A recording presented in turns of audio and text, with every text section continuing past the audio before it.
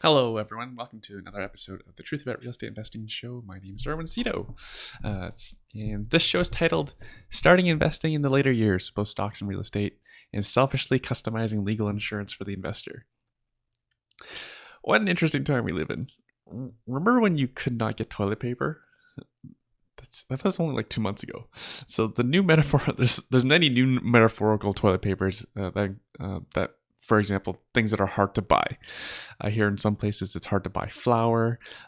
Tee times for golf on the weekend are again difficult to get. Bicycles. The bicycle market is on fire. I understand that all bicycle businesses, especially the independent ones, are sold out of many many good bikes. A friend of mine had trouble buying a bike for her kid, and now trampolines. I'm sure there are tons of other stuff, but for my family situation, getting a trampoline is our problem. That in summer school and summer camps are canceled, so that's another topic. So we've been on a hunt for a trampoline since the beginning of COVID started. Specifically, we're looking for a springless trampoline on the recommendation of my friend Jillian, who used to own an indoor trampoline park. When COVID first hit, the company that we were looking at, they had no supply. I thought it was just a supply chain issue because likely these things are made in China. But then when we checked again earlier this month, they actually had sold out their entire spring supply. And if you wanted to buy a trampoline today, a brand new one, you can expect delivery in 90 to 120 days. So that didn't work for us because we were looking for a short-term solution. So what happened was we actually found out through a friend of a friend that they had a trampoline that they're looking to get rid of. It's 10 years old. It is a spring-free trampoline. And this is the weird thing about this economy that we're in. This is supposed to be a depression or a Great Depression, or as Benjamin Tall, the economist, calls it, something in between. Early on we thought this was going to be really bad. I'm completely surprised that the economic pain hasn't been worse.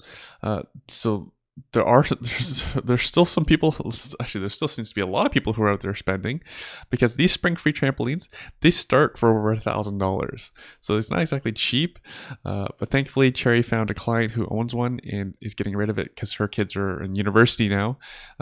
She still owns it. So we went to pick it up on our date night this past Tuesday. We romantically ate Chinese takeout on Cherry's client's back porch. And then once we're done eating in a fast manner, we had a job to do, which was to take apart this trampoline. It's an older one, so there's no proper instructions for it. I watched a little bit of YouTube and figured it out. It took close to 2 hours to do so. And understand, I have trouble assembling IKEA furniture, it was a late night. We left home at 5:30, and we didn't get home till 10 o'clock. So not a huge sacrifice, but that was our date night. I want to say thank you to everyone who took the time out to send some kind words after hearing about the haters posting negative reviews all about this podcast on iTunes. I want to say thank you, Dwight, Corey, Kate, Leticia, Andrew, Bill. The list goes on and on. Thank you, Kate, who defended my honor by posting her review on iTunes because she took exception to the negative posts, and she actually took the Stock Hacker Academy 2.0 along with 200 plus others. The feedback's been overwhelmingly positive, versus people who hate on this stuff. They didn't take the course. So, and then as a quick aside, the person who had the most constructive criticism actually, I actually spent a lot of time with his name. His name is Gino. I actually spent a lot of time with him to figure out how we could improve it for the 2.0 version. And he's had many, many, many kind words to say about the new course. And we only charged alumni $100 to retake the course. So we were basically giving it away for free. Dwight was kind enough to message me how he became intrigued with stocks in this past February, after listening to this podcast. He took action, he opened a TFSA account, and he's since more than doubled his investment into the six figures. That news made my day. And he didn't take the course, but I don't care. He's successful. He got the idea from listening to this podcast and became successful doing it. So I'm happy for him. So just like real estate, Not every investment's for everyone. I do believe anyone can do stock hacking or invest in real estate. For those of you who are real estate investors and have tried to convince friends and family to invest in real estate, you know that not everyone will do it. Less than 10% will actually do it. It just might not be their priority right now. On to this week's show. We have my friend Victoria Masucci. Hopefully I said that name right. She is a very happily married mother of two. Her kids are older too. So one of my takeaways from this episode was I actually know a lot of people who are really successful who have trouble and have successful businesses who have trouble integrating their children into their business. She, on the other hand, was really successful. So for those of you who have kids, who want to get your kids involved in real estate or your businesses, you probably want to pay special attention to that part. She's been self-employed for over 20 years and a former business owner. She's since sold her business to her kids. She's been voted Insurance Business Canada's top 10 women of distinction. She had a huge life change resulting from a diagnosis of a life-threatening illness for her child, which was mainly the reason why she had to delay her investing career. She became a real estate investor at the age of 53 and a stock hacker at 56 to ensure financial freedom. Better late than never, is her own words. She's working toward bigger goals, including letting others know about the journey to ultimate financial freedom, maybe a book, blog, speaking engagements, or all three, and the eventual setting up of a charity. So again, what I also found interesting about, and Victoria shares about, Victoria's in the insurance industry, and she created an insurance product selfishly for herself, but she also makes it available to investors and entrepreneurs like ourselves. So it's fascinating stuff. I'm probably going to get it for myself because this stuff's super cheap. She'll explain it better than I will. And again, she's included her children in her business much more successfully than most people have. So without further ado, I give you Victoria. Victoria, how you doing? I'm good. How are you? Staying busy. How about yourself? Very busy. A lot of things going on these days. What's keeping you busy? You mentioned before we started recording that Mhm. you moved a lot of your work back home. Yeah, so basically, our office, from a precautionary standpoint, we actually did it last week. Mm-hmm. We closed. We had made precautions, or we had made arrangements to get everybody set up remotely, Mm-hmm. and that's what we were doing. So starting from, I think, the middle of last week, Mm-hmm. everybody was no, the beginning of last week, everybody was set up remotely, Mm-hmm. and everybody's working from home. We just have so, a couple of people from management going in the office every couple of days, there's certain things you have to be in the office for, just to make sure that gets done. But other than that, everybody's working remotely. Yeah, so we've And been a little bit ahead of the curve. can you share for listeners what your business does and actually and how it applies to like real estate investors? Yeah, so our office is an insurance brokerage, and we believe in like the all under one roof kind of philosophy. So we deal with all kinds of insurance coverage. And I guess in that way, we're really lucky because we can, as long as we have a phone and a computer, we're able to work. And that Mm-hmm. could be remotely or in the office. Obviously, it's easier in the office. We can't see our clients right now or that type of thing. So we're doing everything by video conference or telephone or that, and clients we normally see. But that works out well. And how does it fit into my investments? Well, for the longest time, it Well, not didn't. just yours, but everybody else's Yeah. too. Oh, yeah. Well, you know what? We're getting a lot of questions these days about businesses and coverage and business interruption and are these things being covered by your insurance policy? And unfortunately, 99.9% of the cases, the answer is no, Mm-hmm. because the policies in general, like the standard wording across Canada in general, was not built to include those types of, these types of things. Mm-hmm. There's no property damage, there's no bodily injury per se from an insured peril, so you're just not going to get any coverage. Now, having said that, when I say 99.9%, there are like some specialized policies that could have manuscript wording in them, like special event insurance or that kind of stuff, that could have some analyzed manual wordings in there that could afford some kind of coverage. Mm-hmm. But in general, the answer is no. There's no coverage for this, which is it's going to provide a lot of hardship for a lot of people. It's just the way that it is. I hope people batten down the hatches. Yeah, And I hope there's people not going to be don't. a choice. Help people to still remember as well, like recession. This is going to be an inflation. If anyone doesn't think this is going to be an inflationary time, Oh you know, yeah, this the is uh, this is going to be a little bit of hurt all the way around, and it's going to last for a while, even after even after the whole virus thing is over, mhm, whether that's 2 months or 6 months. But then we're going to have the whole economic situation that was building up already, mhm, and then just exasperated by by what's been going on now. We're going to have mhm, that to deal with, and that's it's going to be a year long thing and more. Depending on how quickly people in business can recover. mhm. I'm just not sure how that's going to go. I should probably send it around. I don't know if you've seen it yet. I posted it. I posted it. What's that? The article that Benjamin Tall wrote, specific to real estate. Like recession is going to happen. Oh, Recession for sure. recession for the Yeah. next 2 quarters, Q2, Q3 of this year, Yeah. 2020. Yeah. Uh, Bank of America, they're already saying that's already happened. Like, even though it's like by the numbers, we don't haven't mhm, had 2 quarters, that show that we have, but in their mhm, minds, they said the recession's already mhm. happened. Like we're already there.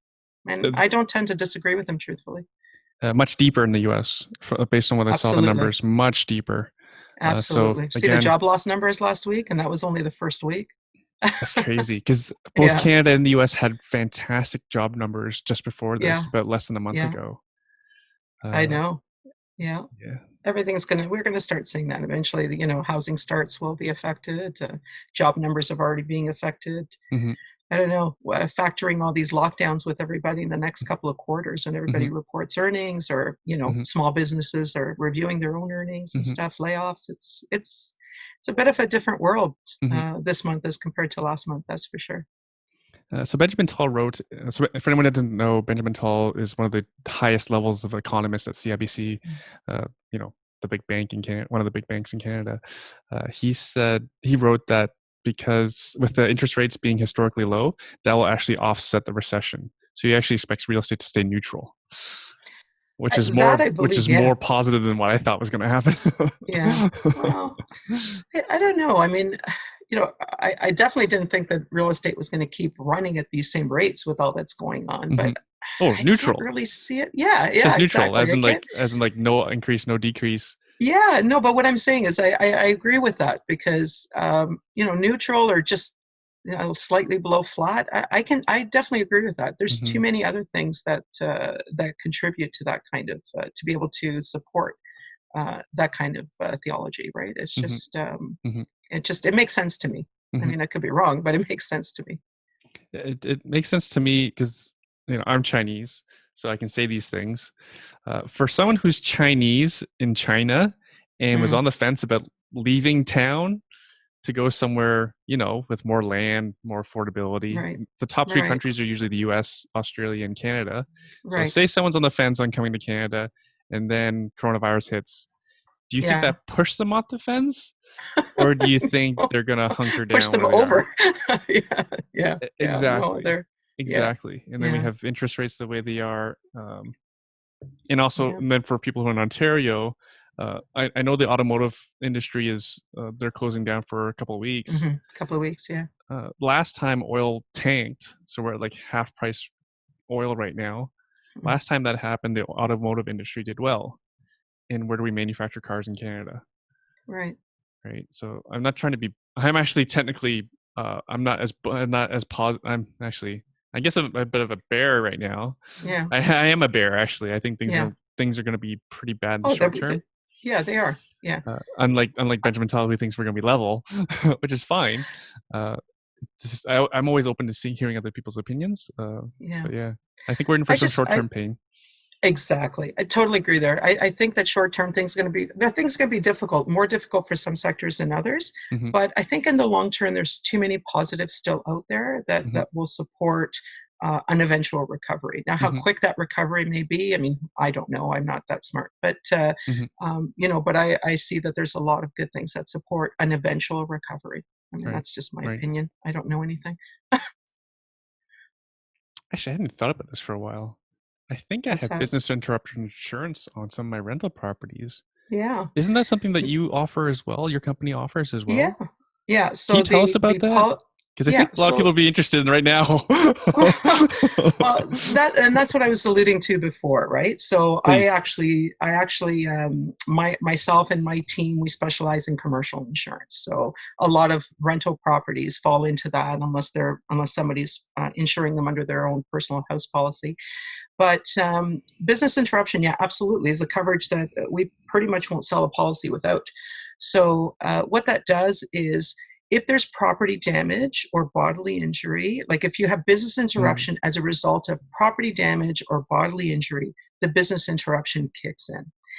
The problem is this, with this coronavirus or this COVID-19 pandemic, it's not actually an insured peril it's not defined as an insured peril under 99.9% of the standard liability policies in Canada. It's just it's a standard wording that's adopted across Canada, mhm, and 99% of those wordings do not include this kind of coverage because it doesn't meet the criteria. It's not that you don't have the coverage, you do, but this COVID-19 doesn't meet the criteria of being an insured peril to trigger that coverage. mhm. Now, like I said, like before, having said that, can there be, or are there some manuscripts, so made to measure kind of policies that have been manually written up for a particular client or a particular event, like event insurance? Yes, absolutely possible, and there's probably some out there,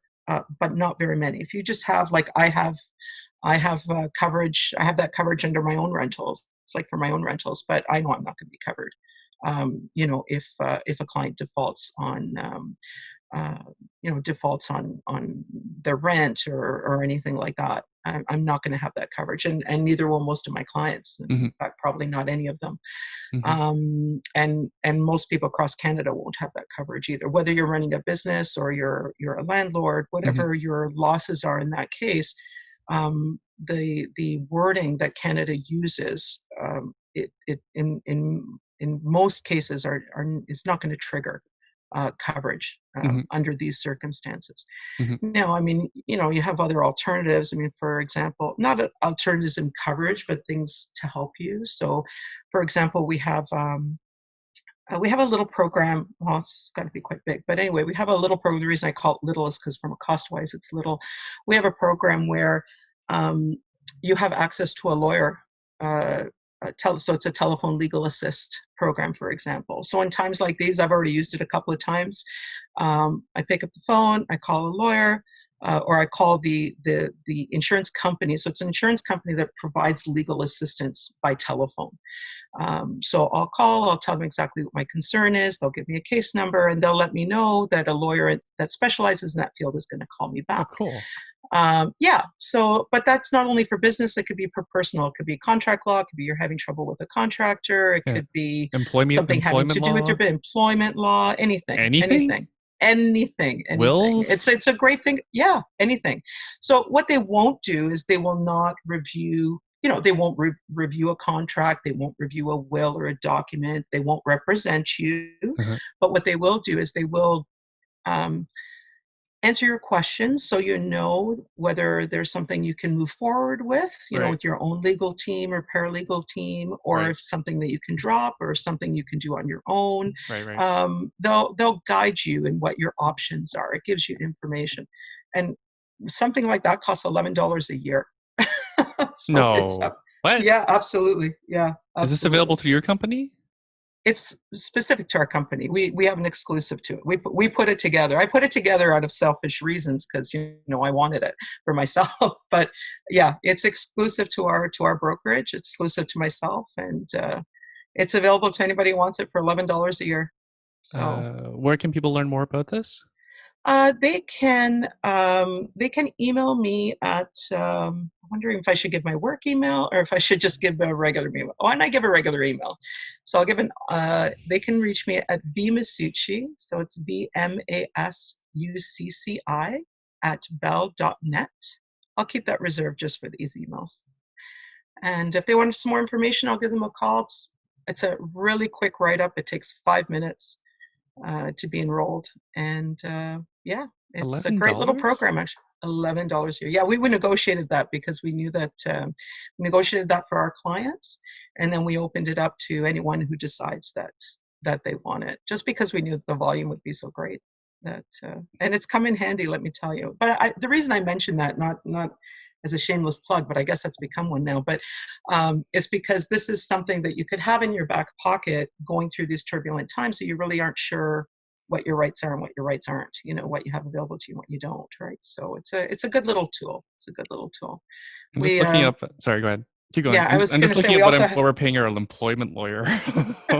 we also have a little program for our realty clients. So clients that have their realty insurance coverage through us, that for $120 a year per lease, you can buy coverage, $100,000 worth of lawyers' bills to get vacant possession of your property. So you can, whether that's because of there's I think eight different perils, but they include the big ones. You know, damage to the property, non-payment of rent, preventing enjoyment, causing problems with the neighbors, you know, that, illegal, doing something illegal.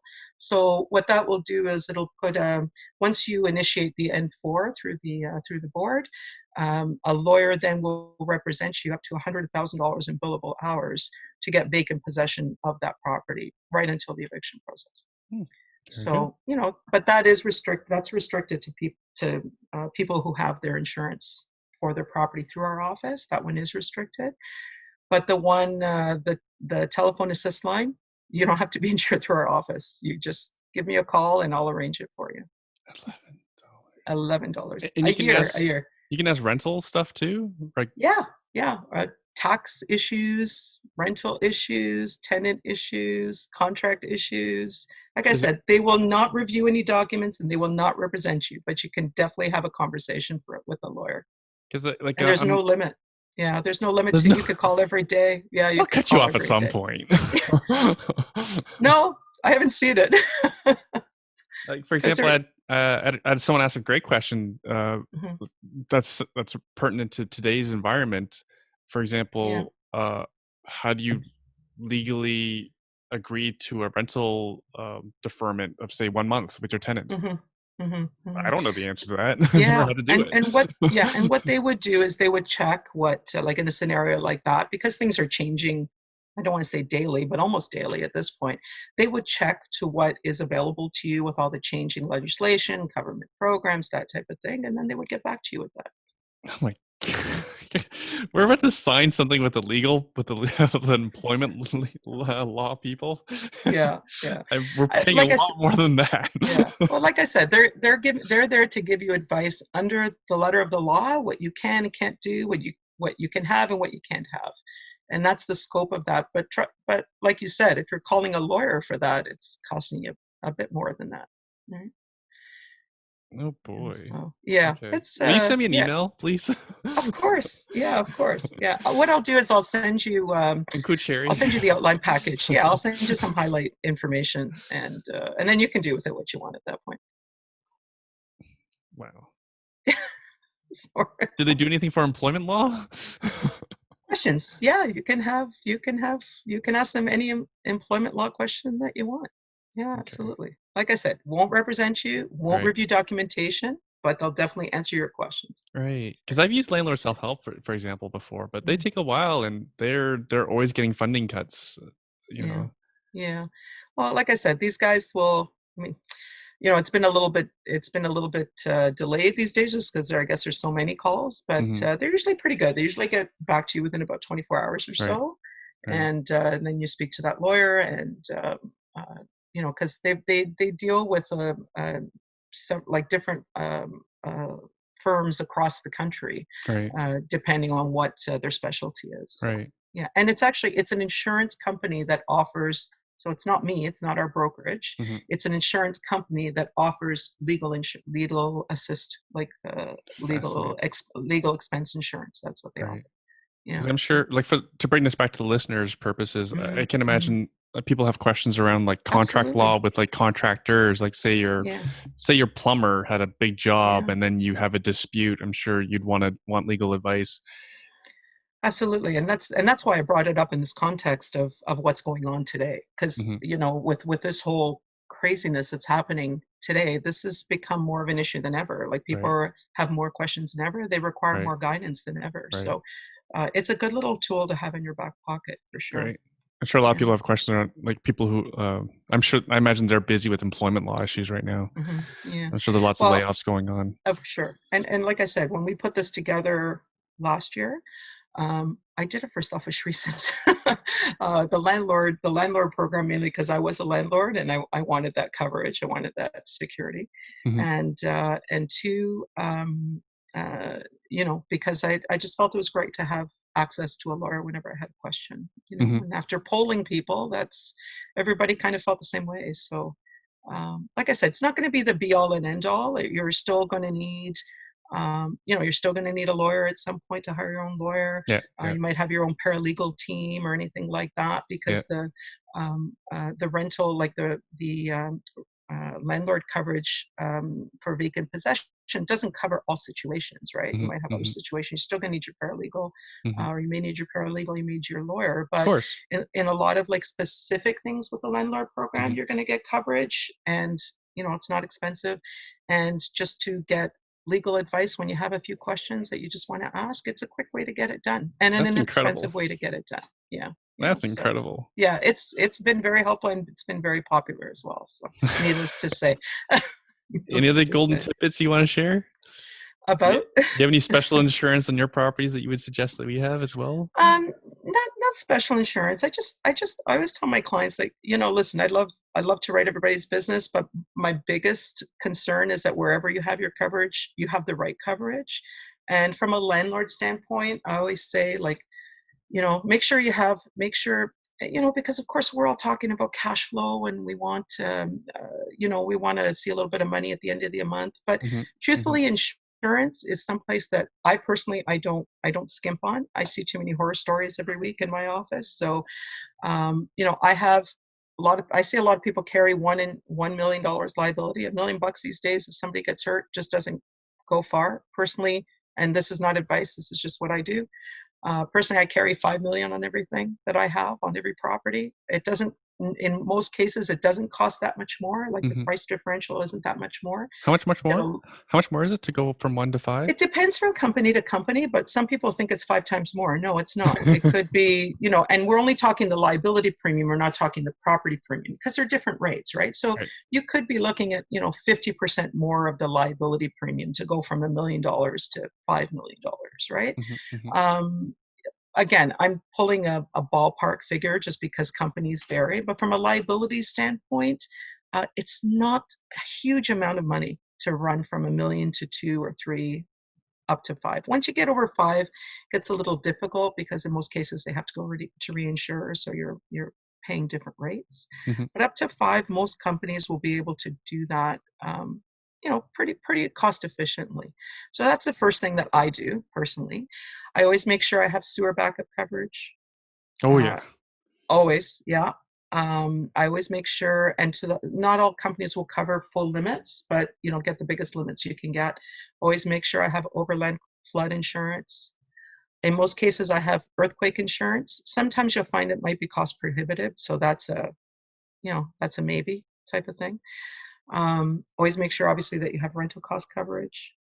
Always Sorry, pay wait, can you attention. explain what that is? That's the equivalent of your business interruption. It's covering rents, right? Hmm. Always make sure that you have Oh, that you're sorry. paying attention. I just want to elaborate on Yeah, the business the interruption rental. insurance. Oh, the The business rental. interruption. Yeah. Uh, for example, for the listener to understand when that comes in would be, the example I'm always given is, say, well, actually, I had this happen. Like I had a basement flood, Right. and I had students living in that basement. So then that Right. space was no longer habitable, Absolutely. but I still had bills to pay. Of course. I Yeah. had to return. I had to give back. I had to not charge them rent for the months that the basement was not Right. available. Yeah. So then I had a claim for that for business interruption insurance. It's exactly what it's built for. The only caveat to that is more and more policies are putting on what's called a tenant or vandalism exclusion by tenant.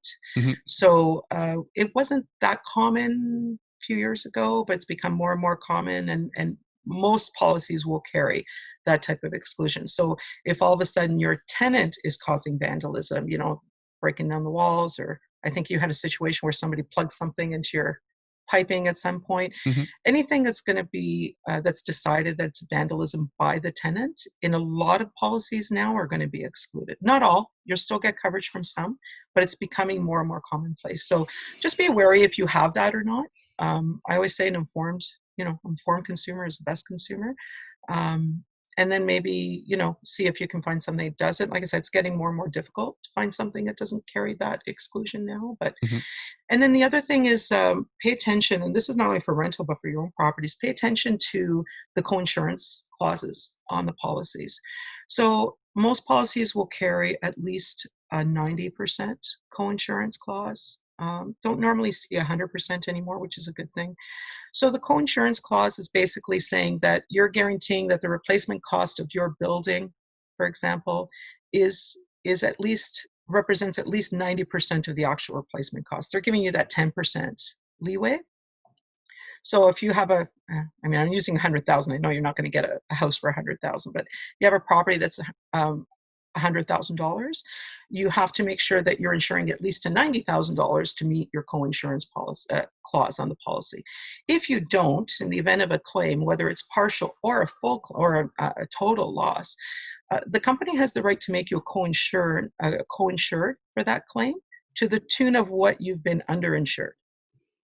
Right? So, and every policy carries that. In most cases, it's 90%, so you do have that 10% leeway. Right. There's something called the state and amount co-insurance clause you can ask your broker about. That could help you, but it's not absolute. Right. So And this is where then you need to really pay attention to what you the have to pay replacement attention to a value policy, of and the you have to ask property is. questions. Yeah, and you have to Yeah. exactly. I always say a broker can help you to a certain point, but an appraisal is like the absolute. And the other thing is that there's a difference between a market appraisal and an insurance appraisal. So a market appraisal is going to include the land, which from an insurance standpoint isn't going to burn.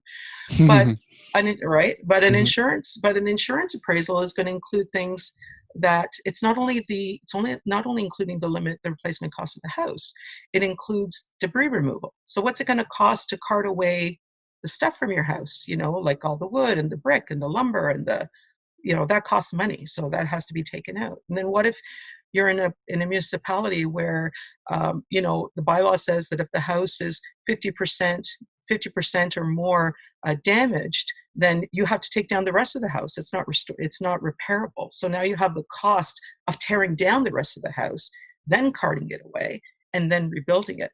That all falls within the building costs, Mhm. like the rebuilding costs, and that's sometimes people don't realize that. So I wouldn't skimp on the limit, because it's very easy not to get to that 90%.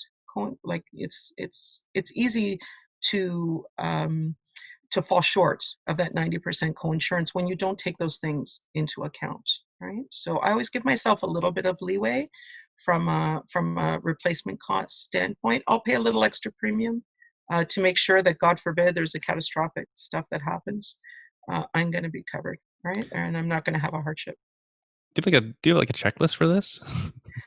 I can get you one. Yeah, I can get you one. So give me a few days. I'll get you one. Excellent. I'll include it in the And show notes, listeners. yeah. The other part is make sure that your perils, the form that you're covered for, you're looking for a comprehensive form or a broad form on your building and contents. If you have a named perils form, that's a problem. There's a lot of things that aren't covered there. Water, vandalism, theft. Water's the big one. You're basically covered for fire, explosion, wind damage, that kind of stuff, lightning. They're actually named perils. So just make sure, if at all possible, not to be on a named perils form, that you're either on a broad or comprehensive form. Oh my God, I'm giving an insurance lesson here. Wasn't planning on that. Sorry, it kind of developed into a whole different conversation. I think people need to hear it because Yeah, like you, I've seen too many people just use a regular homeowner's insurance plan on an investment yeah, it doesn't property. work. Oh my So gosh. that won't have anything for like tenant liability, for example. No, no. And you have to be honest. Like, that's rule number one, because If you tell them it's a homeowner, it's a rental. If you tell them it's a rental and it's an Airbnb, yeah, you're going to Well, pay that's those the premiums oh and you're going boy. to pay the lower premiums. But God forbid something happens, they have it's called misrepresentation. It's right in the wording. They have every right to deny your not only to deny your claim, but null and void the policy. So I always tell my clients like we don't want to give the insurance companies more money than we have to. But we definitely want to make sure that we're insured properly when, if we need to call on it, if we Hmm. need to call on it. So yeah, that's the biggest rule of all. Um, I ran across a situation, I shouldn't even say it, but anyway, I ran across a situation where I knew it was totally wrong. Like it just, I knew that it was totally wrong. And I told that person I couldn't help them. I couldn't help them. Like I Hmm. said, I do not want to be the broker at the time Hmm. of a claim. I Hmm. mean, sometimes it's inevitable. Like in this kind of scenario, you literally can't really buy this coverage. But I don't want to be that one that just agreed to kind of short sell stuff or Hmm. and then not have the proper coverage in place. Right. It's Yeah, I not had the full blown short term rental coverage for my Airbnb the yeah, short time I had it. yeah. I don't see why It, anyone wouldn't do different. you're protecting your investment. I just think like I worked hard to get this investment, Hmm. and it would be easy to lose it if I don't take care of it the right way. So Yeah, that's my philosophy. Yeah, yeah. Anyway, crazy. yeah. Anything else we need to Well, cover off insurance? And I think it's a discussion that people need to have because I don't know actually yeah. know where people will get it otherwise. Yeah. Well, I think you just have to, you can't be afraid of picking up the phone and talking to your broker. That's what they're there for. Call them, ask the questions. I always say there's no stupid questions. I always say that the informed insured is the best insured. I love it when my clients call and ask questions. It's the best.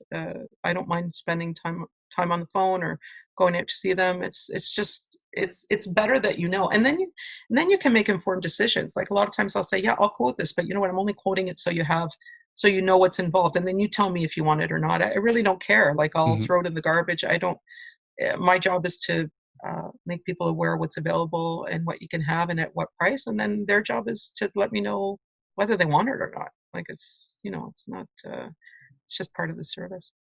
Did you share your website yet? I'm on your website actually right now. Yeah. I So see a it's cartoon Oracle. characters ask me Yeah. questions. Yeah, it's Oracle RMS, but we're a ton of people that in there. We're quite a bit. So I encourage if people are going to call, is to reach out to me directly. I can give them my business email address, or they can use the bell.net address if they prefer. Maybe I haven't shared that email address with anyone else. Your group is the first one, so maybe we'll keep that one, and I'll just keep it special for your group. It's a big group. I don't know if you know how many people No, listen to that's this. okay. I really haven't shared that email with anyone else. It's kind of like a reserve email for special projects. So they can reach out to that one, and I'll keep my eye out for it. I'm not trying to brag. It's just Oh, I know. I checked today because I have to do marketing stuff sometimes to Hmm. explain who we are Yeah, yeah, to try to get myself a mortgage. So like to let the bank know you like I can be a good friend. yeah, yeah, This yeah. podcast has actually grown 85% year over Yeah, year. congratulations. You've done a great. I listen to it all the time. Oh, thank you. I think I've listened to every episode. I may be a couple behind right now, but I think I've listened to every episode. You're the first one that goes on. There's a couple of others as well from a couple of the other groups that I'm in, but um, I've always got this one in the car. So I think I may be behind a couple now just because of all this craziness. But normally I'm right up to date. So it's a lot of great information. I think we all need good information, no matter what industry or part Hmm. of the world we're in, or Hmm. what we're doing at that point in Hmm. time. So, yeah, so Yeah. it's really great. In case anyone's bored, there's lots of podcasts out Oh, there. there's a ton. There's There's a ton, and plenty there's a to be lot of good listening to and ones. learning. Yeah, yeah. There's a lot of good. There's no time to be bored. The problem is that there's no time to be bored. I have no That's the lack issue. of things to do. No, no. Between work, like between work. Although we are, I don't want to say we've kind of made we've made the preparation that a few years down the road, may start to back off a bit. Mhm. We made the preparation by my kids are old, like they're I've got like one in his 30s and one that's going to be 30 soon. And they've been in the business for a long time, even though they swore up and down that they were never going to be in it. Mm-hmm. One kid said that they were going to jump off a bridge before they joined, and now they're right in there. Mm-hmm. But they're excellent. I mean, they've had over 10 years training at this point, and Mm-hmm. clients love them, and they're really good. And they've grown Mm-hmm. up with this stuff. So what we decided to do was because you always worry about your kids and how you're going to move stuff forward and how you're going to take care of them. And real estate is part of that, Mm-hmm. like our real estate holdings, Mm-hmm. started because of that. We started late, Mm-hmm. or I started late in doing that. And that pretty much was triggered by a family event that forced us to think like a health event that forced us to think that we were going to have to make sure that we took care of ourselves and our family no matter what. Mm-hmm. And that kind of had us looking into, what else can we do? And that's how we fell into real estate. We've had a lot of good mentorship along the way, a lot of good groups along the way, a lot of great connections. And so we just keep growing that portfolio. Um, but also we figured, what can we do for our children at this point in time? Like bearing in mind that, we were not quite mid 50s, but almost. And, just saying to everybody out there who's in that age group, it's never too late. Like we've accomplished a lot in the 3 years that we've Mm-hmm. been doing this. So there's a lot of time to get involved. But what we did as part of that was start a succession plan to our children.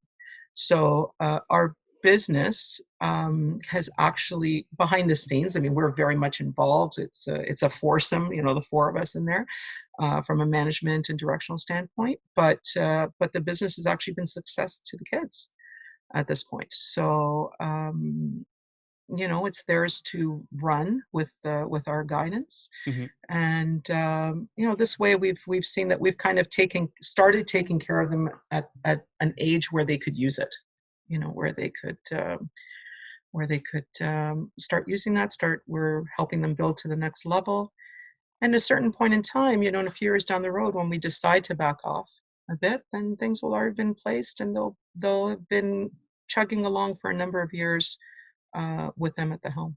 So that was a big step, but a step that we really wanted to do. And for us, it really worked out. I know a lot of people are nervous about doing that until they're a little older.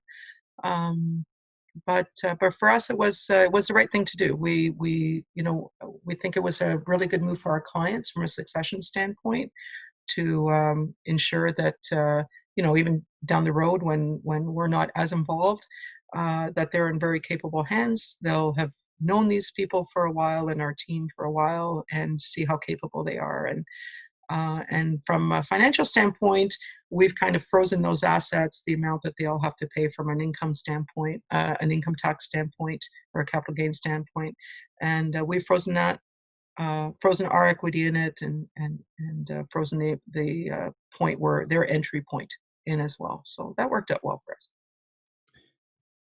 So I think there's a lot of listeners who are listening that either have kids or will have kids. I think our listenership tends to be a bit on the younger side. Yeah, I know. I always joke. I remember years ago, I was always the youngest to do everything, and now like I'm really in the old group. That's okay. I'm proud of that. I'm good. But for the folks who have kids or already have adult kids, how did you Uh-huh. convince them to get into the business? I didn't. I didn't. We asked them when they were in their later teens. I think you can't force them in. I think from my point of view, I think it's a mistake. Mm-hmm. Because then it's not their passion, and I don't know how good they'll be at it just because it's not what they want to do. So our first child, the oldest, pretty much came to it on his own. Um, he was studying for something else, and but he was always kind of business minded that way. So the uh, we saw that connection, like we saw that pathway was a good one for him. So we sent him to work somewhere else. Um, I think for about 2 or 3 years, we said, "Go, make sure you like it. Don't get involved with us. Go on your own, figure it out." And that's exactly what he did. And after 2 or 3 years, he came to work for us. Our second was the one who made the "I'd rather jump off a bridge" remark when we asked her if she'd like to Mm-hmm. Right. join us at some point. And what did Because she go to school for? she she went to school for veterinary medicine. Yeah, so it's And pretty close to nutritional. insurance. Yeah, Yeah, and animal nutritional research. So she just was yeah, on a highly totally different insurance path. applicable. Exactly. Yeah. Absolutely. So when she finished and she was, she had the job offers. They were a little bit out of town, but she had been out of town at school for a while anyway. And she came to us and said she wanted to join us. And we said no. We told her no. We said that we didn't think she'd be happy and just to go along her career path. And this could always be a plan B if it, for whatever reason she wasn't happy, if it didn't work out. And she made a comment that really made us think. And when we thought about it, we had to let her in. She said, why would I go and try to find a job that could maybe result in a career when I could start with a family business and it would be a career from day one? So, she made Yeah, too much. it would She be made too much solid. sense. Yeah, she made too much sense, and Yeah. obviously she had thought about it. So we did same thing. She went to work for someone else. She didn't work with us, just to make sure that she liked it. That we don't believe in like nepotism. That they're not there because they're our kids. They're Hmm. there because they can do the job. Hmm. And when they proved that, she was the same. After a couple of years, we worked together, and it's been that way ever since. And yeah, so they're fantastically good at what they do, and both of them. So we're very lucky. It doesn't usually happen that way. So long-winded answer to your question: don't convince them.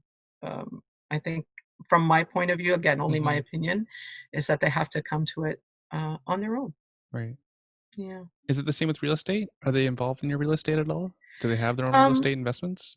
so they're starting. I have one child that's more traditional, one that's not as traditional.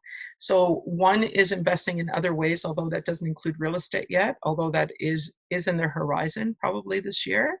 And I have the other one who's really, they're both, coupled off. One's married, one's getting married. And then I have the other couple that um, they bought when they moved out, and now they're they were lucky enough to buy like a condo downtown when you could still buy it. Isn't And that crazy? Can you think isn't that that 10 years crazy? ago, would anyone be lucky? It Did you wasn't consider even someone 10 years lucky? ago. It wasn't even 10. It wasn't even half that. And they were so nervous about the pricing at the time. And Can you now they share? wish, can I share? Yeah. So they have okay, I'll try. So they have, I won't say where, but downtown. I Yeah. mean, very downtown. They have a two-bedroom, two-bathroom, Oh, um, big. corner unit, Oh, nice. and they paid about $450,000 for it. Yeah, I know. And they were nervous about that. And I kept saying, "Don't be nervous. You'll be okay. You'll be Do you know the okay." square footage by chance? Just under 9, I think, like Oh 875, I think. boy. Yeah, I think it's like 875. It's a beautiful unit. It really, really is great. And like I said, it's downtown. Like it's really downtown. How much are they Um, laughing now? so what they're able to do now is they're buying a house out of downtown. They really enjoy their downtown life, but they're buying a house out of downtown, out of the main city, like GTA proper, and they're refinancing. They're going to keep the condo. They're going to rent it, and they're going to refinance the condo to pay Uh-huh, for the down payment of the house. uh-huh. So I don't know if that was the intention to get into real estate investing, but that's what they've done. So, but they're definitely on board with what we're doing and stuff. They're just concentrating on the business right now, and yeah, for sure. I told them by the time they're, well, definitely under 35, that they should have 3 or 4 properties under their belt, and they'll do it. They'll do it. So So that's $514 a square foot. yeah, back then, what is it, like 12 now? 1,200? It depends, right? Yeah, But yeah, yeah, if it's 1,200, then obviously it's more than doubled in value. yeah, for sure, Are they for renting it out sure. by the They're doing. room, or are they renting out the whole thing? No, no, no. They're not renting it yet because they're still in it. Uh-huh, Their uh-huh, house isn't ready yet. uh-huh. But when they do know, they're gonna rent it out to a family. The funny thing is the whole thing about condos is it's just for singles or couples and stuff. But there's a lot of families that live in that area because Oh yeah. they've built schools there. They've built a community Mm-hmm, center. mm-hmm. So a lot of families that live there. No, they'll probably rent it to a family or a couple or whatever. It won't be by the room for sure. Cool, Yeah, cool. yeah. No, They it's like their it's place too much. A short commute is one of the secrets to a happy life. So that's why Absolutely. walkability is important to all of our Yeah, investing. absolutely. So I think it'll be a popular, I don't think they'll have any trouble renting it, to Hmm. say the least. But like I said, they kind of, I don't want to say fell into it, but it wasn't their plan at the beginning. But Hmm. seeing what we've done over the last 3 years, Hmm. now it's become a plan. Right. Because otherwise they would have sold the condo and bought the house. Hmm. Seeing what we've done instead, Hmm. they're buying the house and they're keeping the condo. Hmm. So it's definitely rubbing off for sure, and that's been the biggest. Next to us, ourselves, us doing well with the whole thing, that's been the biggest satisfaction that's come out of it, is seeing that we're laying the foundation for our kids at a much earlier age, to see what works and what's possible, what we've been doing, Hmm. and following those tracks, right? So it's worked out really well because, like I said, we grew up old school. Like I grew up old school. Get a good job, get a house, pay off your mortgage and that kind of stuff. And it wasn't until our 50s and we did the whole thing, rich dad, poor dad reading, and opens up your eyes and saying, wow, we've been doing this all wrong all these years. And What better year? late than when did so we started investing. I started investing in real estate 3 years ago. So I would have been 53 at the time. And yeah, so, so like I said, better late than never. So you know, we sold the principal house, like the main house. We've downsized quite a bit. We used that money to buy other properties, and uh, and that's really worked out really well. Because even in 3 years, we've seen um, a huge difference. We've already Hmm. been able to refi one of our properties like last year. It was really good. It was At really what good. age should It's people worked out read well. Rich Dad Poor Dad by Robert Kiyosaki and start investing? Sorry, what was the question? At what age should people read? Oh, 20, 18. Yeah, the sooner the better. Absolutely. Yeah. I might I start look reading it at, to my kids. I don't know. you know what? It's such an easy read. I mean, I would say by the time somebody's 15, give them the book, all right, and start reading. Because I look around at your group, when we get together, Yeah, and yeah, I'm in awe. I'm in awe at how young these kids are and yeah. how much smarter they are than like I was at their age. I mean, I had Hmm. book smarts and that kind of stuff, but not life smarts. It's Hmm. they're just so much more savvy, and um, they're they're just I'm in awe of them. Like I love meeting them. I love talking to them. Hmm. I'm just in awe of of that they're doing it, and I guess they're kind of surprised that I'm doing it at my age too. So but I think it's just the information is much more readily available now.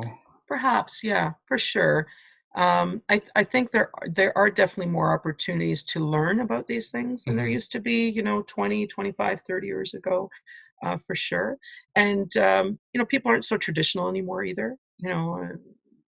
I'm first generation Canadian, um, daughter of immigrants, and so their values were passed on to me, and they're great values. Like, don't get me wrong, I love them, but the work hard ethic was there without the entrepreneurial component of it being there. Um, I mean, some immigrants did really well. Like I know some of my parents' age who did take the risk of going out on their own and getting into construction and forming companies and that type of stuff and done really well. But the majority were so scared off by what they came from, war, depression, everything else, that they were very risk averse, extremely risk averse. And you Hmm. understand that, like you understand that. But from that standpoint, that's the environment that we grew up with, and we grew Hmm. up with that risk averse nature. Hmm. So yeah, we just I don't know, I somehow was able to get over that at a very late age. But again, better late than never, because I feel, you know what, I'm going to be 80 at some point, whether I have real estate or not. So I might as well just get real estate. Hmm. So yeah, so that was kind of my philosophy in getting it. I hope no one listening to this show is still on the fence about getting started. Yeah, I hear the words or the phrase analysis paralysis a lot, and Yeah. it's true. Like because when you get involved in this stuff, I'm sure you're in the same boat, Erwin. Is you want to help your friends, yeah, right? You want to help your family. So I've stopped talking about it now unless somebody actually asks me. But for the first little while, like I talked to anybody who would listen, and just guys like, really, really think about it, really do this. I mean, Yeah, yeah. we had a situation where we actually purchased a home, and then the people that we did it with got cold feet and pulled out in the last minute, and we said, okay, we're fine with that, like we can do this on our own. It wasn't like we couldn't do it on our own, and we did, and it's Hmm. been an excellent investment. But Hmm. they also come from that thing where they're very risk averse. Like you understand that, right? My generation understands that because that's the way we grew up. So risk aversity is a Right, really it's a really big thing. But right. I'm glad it's not such a big thing for my kids, Hmm. and their generation. That's and your generation. It's different. It's different It's for different. It'll be different for yeah, my kids too. for What their sure. idea of Well, risk compared to my idea of risk, compared to my parents' idea of risk, compared to the exactly. general population, what their idea of risk is. Well, they're going to look at everything that you and Cherry do, right? Yeah, And we're and they're crazy. just going to they're just going to move from there.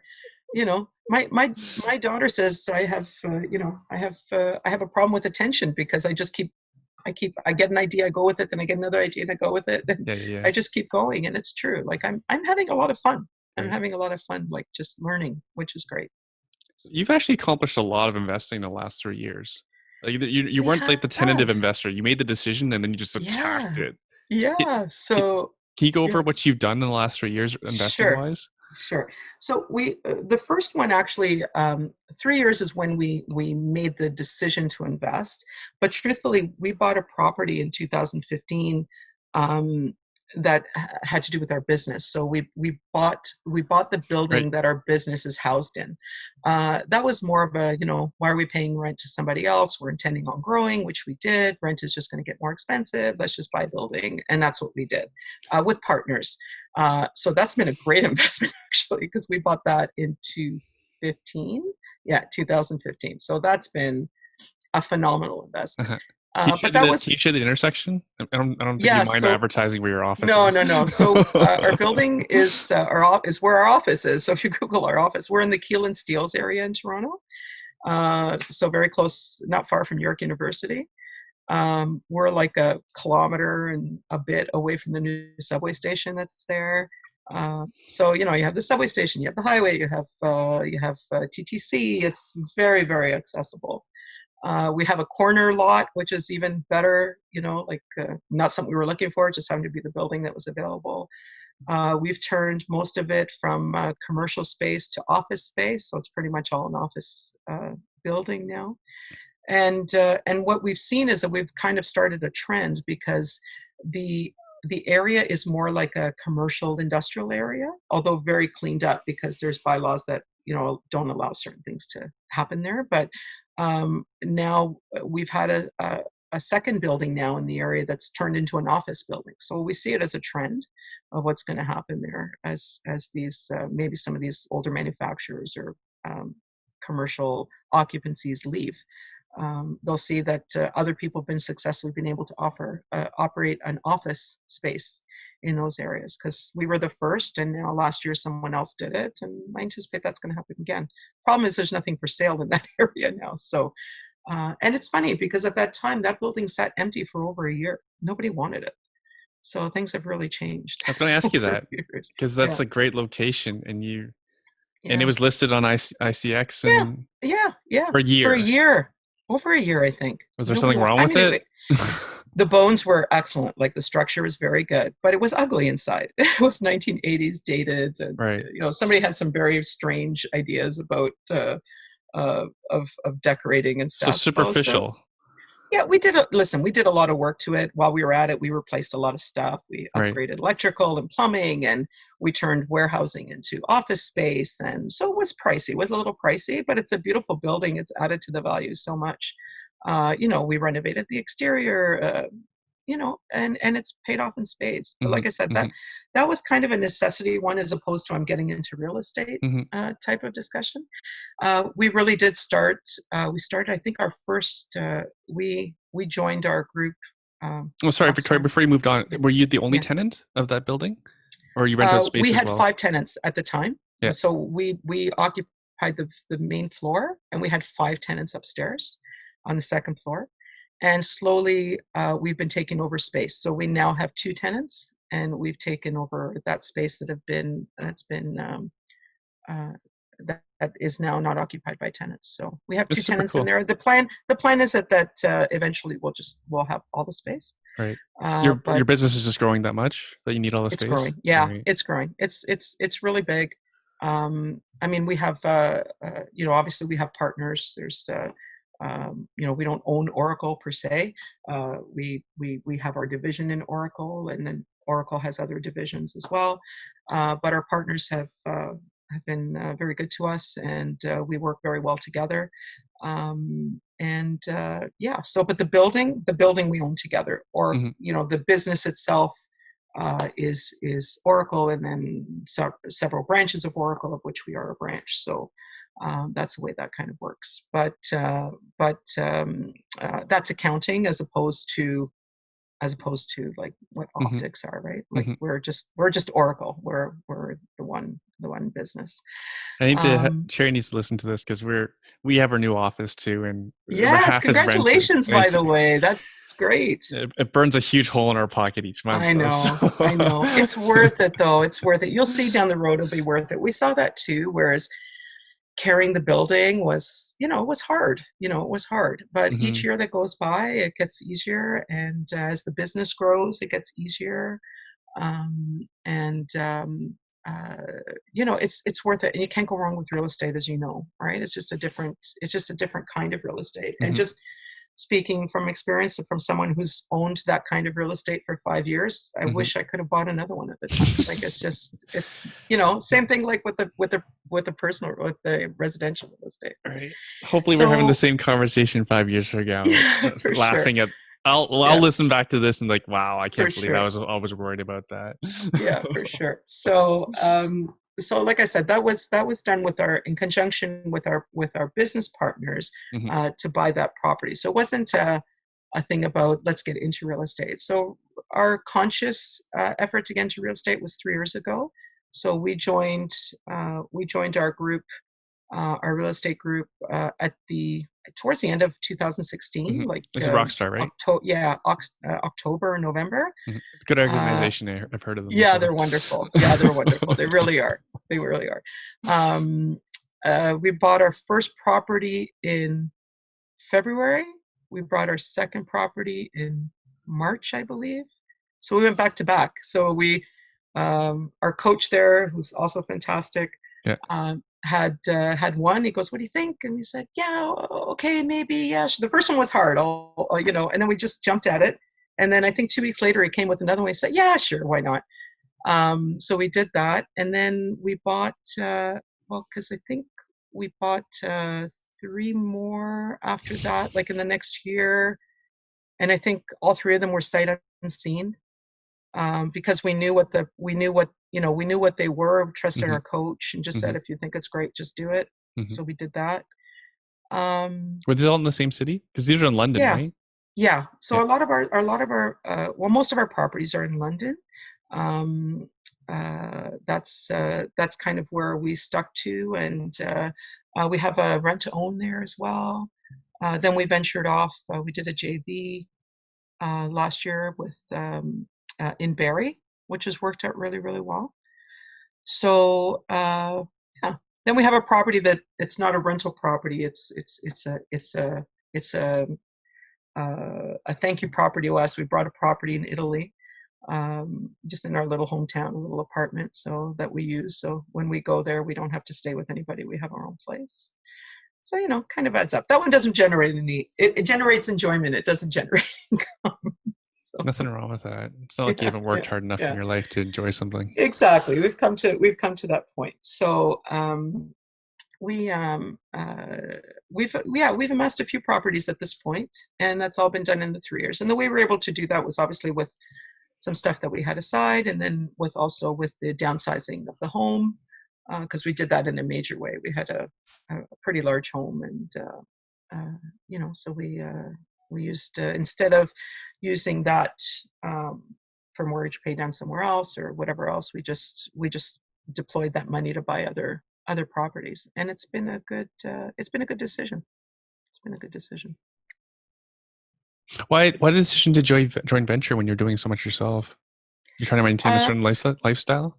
Yeah, so the joint venture from last year, Hmm. yeah, the reason we did is we liked the person we were dealing with. Hmm. Oh, Manny's That was great. that's right. Yeah, He's yeah, yeah. I had we actually didn't. I'd seen him and came across him many times. We didn't know each other until I introduced myself last year on one of your tours, actually, hmm and Oh, at one of his just like properties. yes, Yeah, yeah, the one yeah, in Hamilton. Remember the one that I think he had flipped it or sold it even yeah. to a even before he had finished it. But anyway, yeah. So I told him that we were interested in doing something together, and Hmm. he's been great. It's been wonderful for us. It's been completely hands off, and it kind of fell into our whole scheme because we're so busy and because we're older and because we value right now. We're not like your 30-year-olds, your 30-year-old members that are out there and they're just gung ho to do everything and everything. We're on the other end of the scale. We want to, um, uh, we're more protective of our time Hmm. and our leisure time and stuff like that. So all our properties are pretty much turnkey. They're managed by someone else. Hmm. They're looked after by someone else. Hmm. We don't really get involved other than to, something goes wrong, Hmm. write the check. Hmm. We're lucky to be in that position, and dealing with that JV partnership was right along that line. I mean, Manny's been great. Shameless plug to Manny, he's wonderful, Hmm. and he takes care of everything. So we were happy to be the money partner Hmm. in that venture. Hmm. And is that to say that we won't do something on our own again? We probably will. I plan to. I don't plan that every single thing is going to be a joint venture from here on in. Hmm. But we kind of want to try everything out. So we tried out. We have student rentals, we have straight rentals, we have a JV, we have a rent to own. We kind of wanted to try Hmm. different strategies to see if we liked anyone more than the other, if it Right. was advantageous to us to have a mixture, Hmm. or should we stick with one or two Hmm. strategies? And we're still kind of figuring that out. Right. So because luckily enough they've all worked. Um, Yeah, yeah, so, which is great that you went and tried it all because there's yeah, people yeah, stuck in an analysis paralysis yeah, thinking yeah, which one's the best one. I'm not going to do anything unless it's the best one. yeah. But you've lived it and there's Yeah. no best one. There's I think you don't have to worry about best one. It's just got to be good. It's Yeah. just got to be a good one, right? Yeah. Like it's true. If you wait for it's like same thing with stock investing. If you wait for the best price or the best premium, you're probably not going to get in. It just has to be good. Yeah. Like in the long run, it just has to make sense to you, right? Yeah. So, but yeah, so that's what we did. We tried it pretty much all, and just trying to figure out what we're taking this year. I don't know. I never say never. I don't know. I don't think we'll be buying any more property this year, just to kind of figure out where everything's going and see maybe what we want to concentrate at this Hmm. time, because I think we have to pick a direction at some point. We're again, we're a little older, and our priorities are different than somebody younger who's doing this. Hmm. Um, our priority at this point is, retain, protect capital,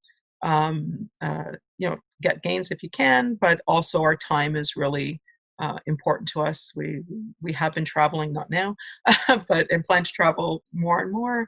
And maybe just lounge around for a bit. We've been busy we've been working for over 35 years, right? Hmm. It's time to start slowing down a bit. So, our I think you have to just go with what your priorities are. You have to be straight with what your priorities are, what your needs are at that point, and then formulate your strategies around that. You just can't be afraid, for sure. You can't be afraid. I don't think that's a huge message to your younger fans, but to older ones like me, it is. It's a huge message, and it's a Hmm. difficult one to get across. Hmm. So I've been seeing this a lot, so I'll just repeat a lot of things I've been saying a lot lately. Cash and credit will win yeah, and down in corrections and yeah, downturns. And the other one I've been saying more recently, probably within the last 3 months, is I think there's a bit of ignorance needed in order to get into anything. for sure. Business, How many things would you have not have done having if a you knew kids. everything Oh, that could happen? Yeah, including having kids. yeah. Like I'm sure your kids say like we're not ready to have kids. Oh Well, yeah, you're never ready. yeah. You're No, no, never ready no, to be a real estate investor. no, You're no, never ready to be a no. business owner. You just have to figure it out while you're doing This it. Yeah, this is absolutely the truth. You have to like an idea, Mm-hmm. And then if it makes sense, like if it seems like it's a good idea, you Mm-hmm. have to run with it. Because if you wait until you either have all the information or, like you said, wait for the right time, you'll never get there. Mm-hmm. It's Mm-hmm. uh, both from a personal and a business standpoint. There's always a certain point in everything that you have to make a leap of faith, Mm-hmm. and sometimes it'll work out and sometimes it won't, but it kind of molds who you are, who you become, and you learn from them. Mm-hmm. Like it's never a total loss, because at least you've learned something from it, Mm-hmm. and Mm-hmm. you move on and hopefully you do better the next time. Yeah. I will have to say, I think kids were the hardest one of all these things. Yeah. See, for Harder than us, kids business, were harder than easy. investing. Yeah, yeah. For us, the decision to have kids was easy because, again, the whole traditional Right, model comes right, in.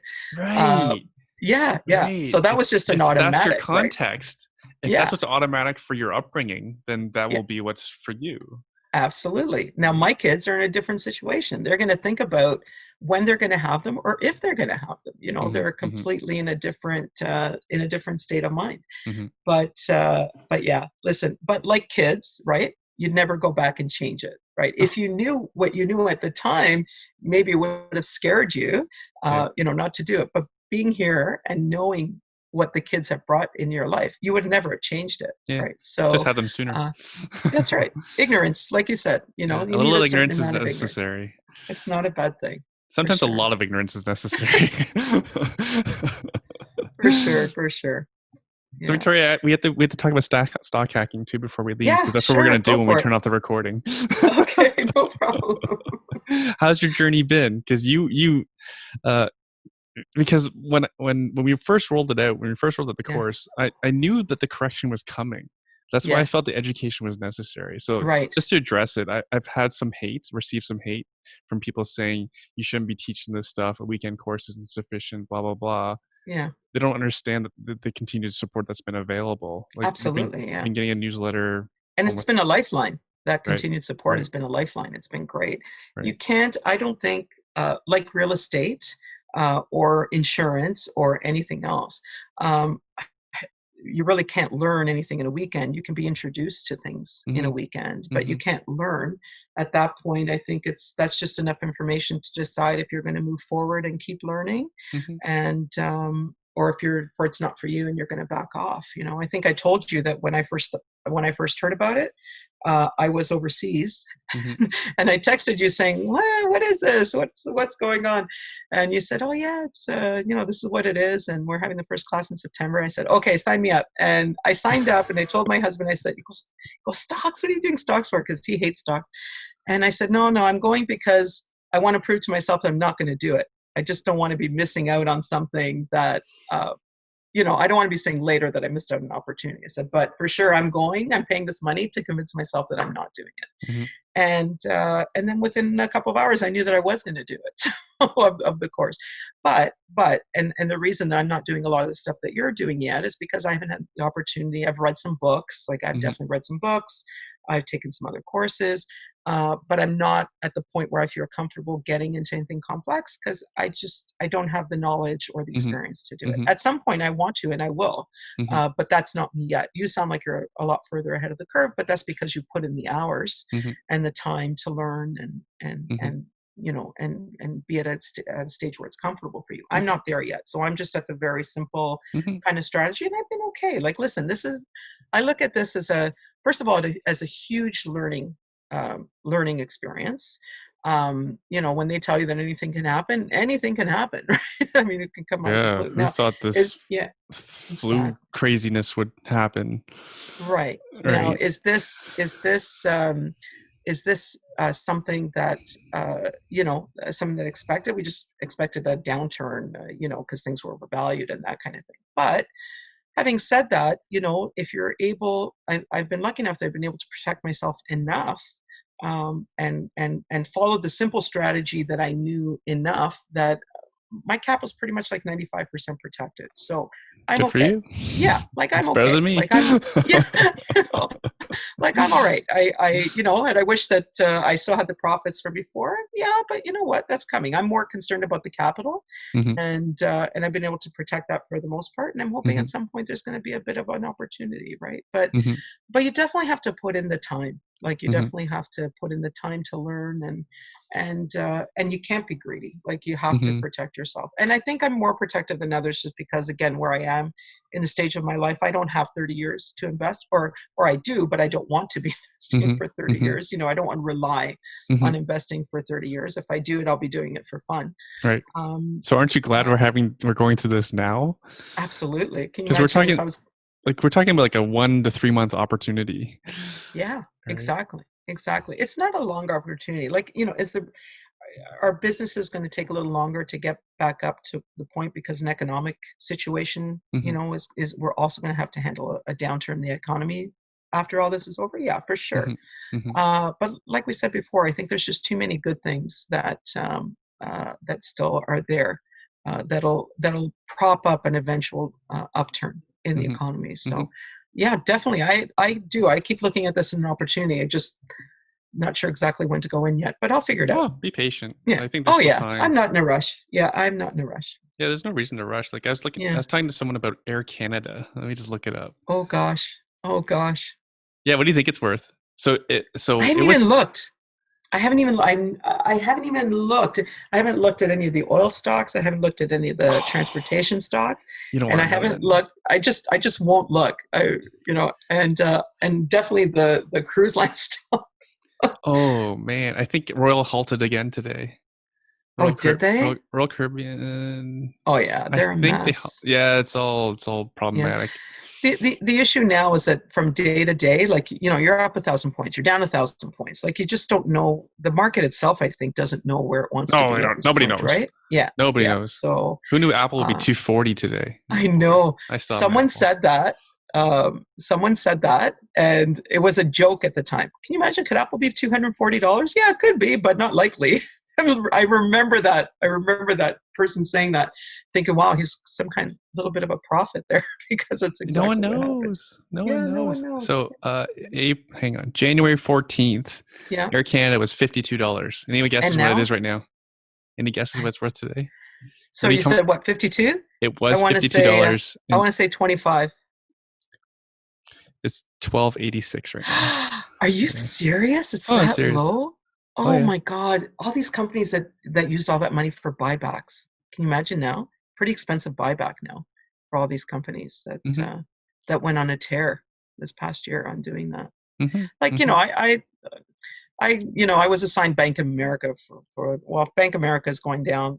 A lot of things are going down before that, so I'm not nervous. A couple of things I'll be assigned next week, I'm sure, but they're stocks I can deal with and I can write covered calls. I'm good with it. I don't have an issue. But some of these ones that have fallen huge and don't have any hope of recovering at least anytime soon, that's a problem. Right. I Right. start to wonder if these companies are even going to survive. I know that Oh, Air certain Canada. ones Well, like an Air Canada or whatever are going to be propped up, like they're going to be supported, yeah. but some others, like how many are going to fall, right? Yeah, Completely. I was debating with friends whether or not the cruise industry can bounce from this. I don't know. Truthfully, we put a before all this started, we put a down payment on one for like the fall. We have until the summer to make a decision if we're actually going. But I don't know. I don't even know if I want to go even things recover. And we love cruising. I Like love cruises too. What yeah, cruise line? this particular one was with MSC. The last one we took was just after the one that you took because I saw in your post that you were on a cruise out of New Orleans. Yeah, yeah. And we did the same thing, I think just a couple of weeks after you did. I only Carnival and It, Norwegian wa- have it was Norwegian. cruise out of there. Yeah, it was a Norwegian one that So did it. so I So have we Carnival in really front of enjoyed. me. And oh my God, Carnival's down huge, huge. Carnival Weren't they January down like just 16th. 25% yesterday? But the percentages between days don't matter as much compared to what it Yeah, was at the top. that's true. That's true. So Carnival was $53 in January, Yeah. mid-January. Any guesses what it is today? Okay. I'm gonna go with that 12 figure again. Sounds good. It's close, Yeah. 1188. Wow, there you go. Can you Right, imagine? And they're that's not a going to recover anytime fifth. soon, right? It's a They're not going to recover anytime soon. yeah. So, like I said, I read the headlines every day. I'm good Hmm. about reading the news. It's actually very interesting to Hmm. me. But these are stocks, like their actual prices, I'm not following. Like I'm Hmm. not following the airline industry or the. It's just bad news all the way around. So it's just like I feel bad. Hmm. I feel really bad for those industries and who's involved with them. And so, like, I'll read the headlines, but I'm not looking Hmm. specifically what they're doing. I'm more looking at the stocks that I'm involved with and have have written puts on or that kind of thing. So, So from an investment standpoint, so I don't want to be mhm. just all bearer of bad news. So my friend was thinking, in 3 years from now, is it out of the question that Carnival goes back to $30 It's and you not out of picked the it up for question. $12? Yeah, it's not out of How, the question. is that a good But return? for me, on a maybe, no. But I'm at a different Choose your company point. though. Yeah, I've yeah, been following Suncor a lot, for example. yeah. Well, I know, like I was asking the same question. Should we start thinking? And I think I posted on one of your sites as well. Should we start thinking about looking at oil stocks at this point? Like I'm not in, Hmm. but I'm definitely definitely thinking about it. Hmm. But also with the long term range, I don't know how electric cars are going to Hmm. affect the oil industry. But that's a few years down the road. It's not. It's not right now. I think we still need it at this point. So from a short term standpoint, I don't know. I don't know if I'll do it. Hmm. I don't know And if I'll folks, do it. But just a quick disclaimer: none of this is advice. no, no, no, no. Just what we're thinking and what we're doing or not doing. But yeah, it's I tell everyone at this point. I said somebody's going to make a lot of money from this. Like they're going to be. You really do have to view it as an opportunity. Yes, Hmm. there's short term pain, but if your research is sound. And you believe in the industry that you're investing in, I think it's an opportunity for a lot of people. I think there's a Hmm. lot of opportunity there. Are you optimistic then? I am. Are you In the short still you're term, still against doing stocks? no, Or- no, no, no, no, no, no, not by long. Short term, a short term, I'm not. I'm bearish for sure. I don't believe that we're anywhere close to um, seeing the worst of this. We're going to see this whole virus ramp up before we see it starting to come down, and we're going to have to figure out a way through it. But long term, I think that there's a lot of good things that Mhm. point to an economy that can recover. How Mhm. long that's going to take, I don't know. But Mhm. I think I don't know by the end of this year, but I definitely think that sometime by like next year we'll be there, and Mhm. maybe sooner. Who knows? But I'm bullish long term and bearish short term. I think someone else said that, and I'm probably just copying it. But that's the truth. Yeah, I'm basically always fearful of the present, and I have a I'm positive outlook for the future. yeah. Well, it makes sense though. It makes sense. Yeah, yeah, it does make sense. I'm usually pretty positive all the time. I'm Mhm. pretty optimistic all the time, Mhm. but I'm not. I'm not with my head in the clouds. So when something like this happens, I'm smart enough to know that short term things are going to get probably going to get worse before they get better. But long term, I still think everything's going to be okay. Amazing. Okay. Yeah. All right, Victoria, we're way over time. Thanks so much Okay. for doing Yeah. this. If you Thank want to you. stay Thank you on, so much. I might do a trade if you want to see what I'm doing Sure. with the Sure. desktop version. All right, let's turn off Okay. the No recording. problem. Thanks again so Okay. much. Sounds good. Thank you. Bye, everybody.